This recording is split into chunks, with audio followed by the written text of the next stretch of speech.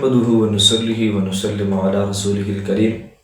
د یو بله مسله روزې حالت چې کله یو مسلمان ورور بیمار سي، نو بیماری په حالت چې ده ته ستنې لګول، انجکشن لګول یا ډریپ لګول هغه ضروري سي. نو آیا د روزې دوران چې روزې په حالت چې یو بیمار ته ستن لګول یا ډریپ لګول دا سړی لګوای سي که نه؟ او دې سره په روزې باندې چې اثر راځي که نه، روزه خرابېږي، ماتېږي، فاسدېږي؟ خو نه.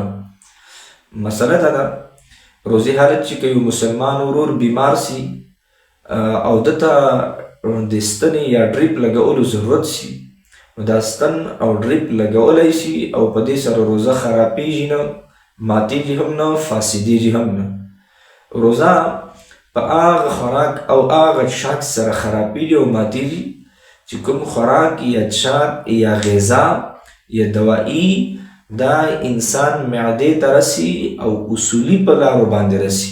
یعنی اوپننګ چې کومې لارې دي په هغو لارو باندې دغه غذا یا دوایي خوراک د انسان معدې ته رسي، پس ته بیا دا روزه ماتېږي. نو ستن که د غوښې واله وي او که د رګ واله وي، په یوې ستنې هم روزه نه خرابېږي او نه ماتېږي. دغه رنګې ډریپ په هغې سره روزه نه خرابېږي او نه ماتېږي. جزاکم الله.